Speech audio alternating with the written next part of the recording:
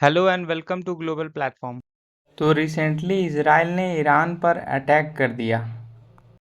Israel ने इस operation का नाम ऑपरेशन राइजिंग लायन रखा है। तो हम आइए देखते हैं कि इसराइल के प्रेसिडेंट बेंजामिन नेतन्याहू इस ऑपरेशन के बारे में क्या बताते हैं।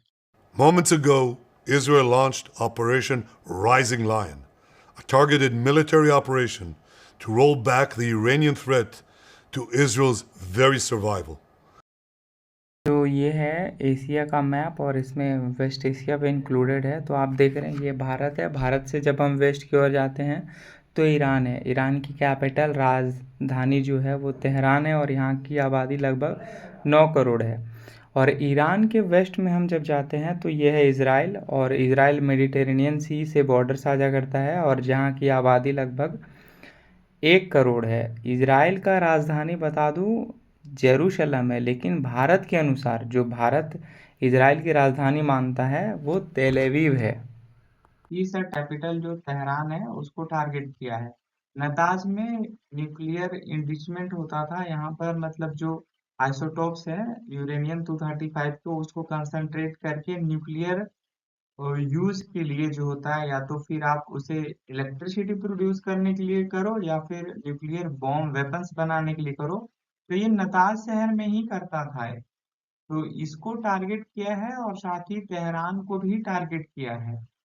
इस अटैक में जो ईरान रेवोल्यूशनरी गार्ड्स के चीफ हैं वो मारे गए। आप सीएनएन का ये आर्टिकल देख रहे हैं, इनमें नाम है इनका हुसैन सलामी, जो ये लेफ्ट साइड में है, ये मारे गए, including two most senior chiefs of IRGC, Iran Revolutionary Guards का। मतलब इसको आप ऐसे समझो कि भारत ने ऑपरेशन सिंदूर के दौरान जो पाकिस्तान आर्मी चीफ है आसिम मुनीर को मार दिया। हमारे मन में सवाल आता है कि आखिर ये इजराइल और ईरान का युद्ध शुरू ही क्यों हुआ।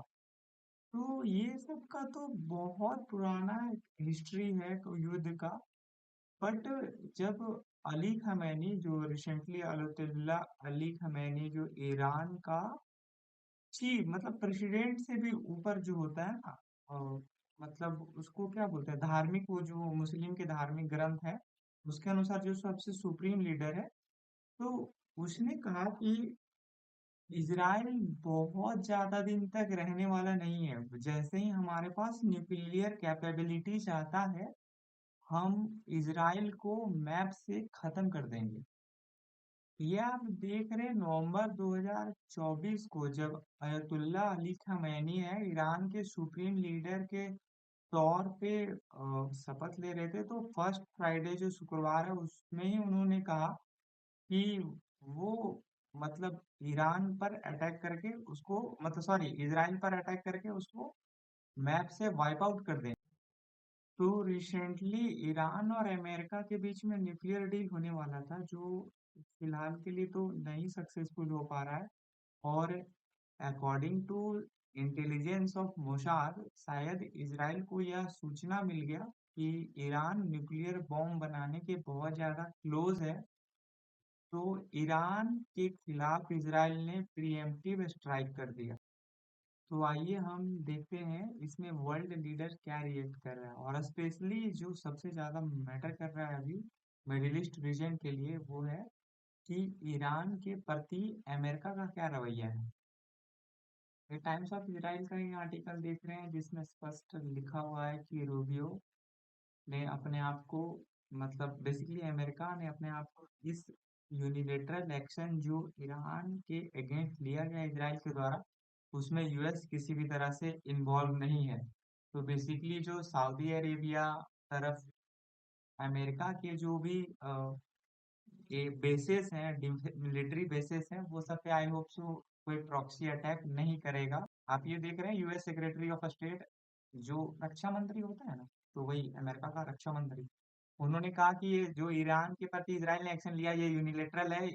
US was not involved and warning that Tehran should not target US in response. मतलब उन्होंने कहा कि अमेरिका किसी तरह से इस मिलिट्री ऑपरेशन में इन्वॉल्व नहीं है, और ईरान को भी जो अमेरिका का मिलिट्री जो है installation in Saudi Arabia and different parts of middle east उसको टारगेट नहीं करने को। तो ईरान प्रिपेयर कर रहा है शायद इजराइल पर अटैक करने के लिए, जो कि होगा। नो डाउट ईरान अटैक करेगा और अब ये मिलिट्री ऑपरेशन नहीं रहने जा रहा है। डेफिनेटली ये मिडिल ईस्ट में एक वॉर हो जाएगा और जिससे मिडिल ईस्ट बहुत क्योस में चला जाएगा। ऑफ कोर्स शेयर मार्केट पे इसका बहुत ज़्यादा नेगेटिव इम्पैक्ट देखने को मिलेगा, लेकिन तभी मतलब अभी जब मैं ये रिकॉर्ड कर रहा हूँ इससे कुछ देर पहले ही ईरान और इसराइल के इस कॉन्फ्लिक्ट में इसराइल ने बहुत एक इम्पोर्टेंट वीडियो सोशल मीडिया पे लॉन्च किया कि आप किसके साइड हो। मैं आपको वो वीडियो दिखा रहा हूँ, उसके बाद आप अपना पक्ष कमेंट साइड में रखियो। History is watching.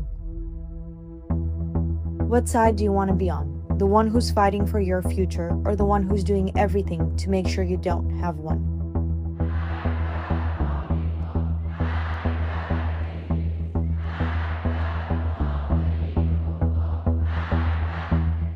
Decide before it's too late.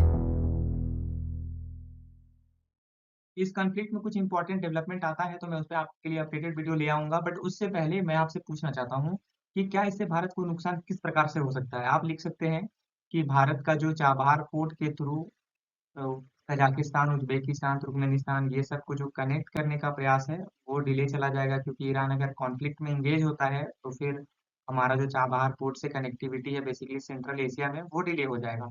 Second point आप मेंशन कर सकते हो कि क्रूड ऑयल महंगा हो जाएगा, जो कि भारत के लिए अच्छा नहीं है। तीसरा, हमारे बहुत सारे भारतीय हैं जो इन मिडिल ईस्ट कंट्रीज में काम करते हैं, तो हॉस्टिलिटी बढ़ने से जाहिर तौर पर हमारा फॉरेन रेमिटेंस पे घाटा आएगा। उसके बाद एक और पॉइंट भी आप बता सकते हो कि जो G20 में PM of India Narendra Modi ने जो बात रखा था आईएमए कॉरिडोर का, India middle east European economic corridor, तो वो भी थोड़ा डिले या होल्ड में थोड़ा ठंडे बक्से में चला जाएगा।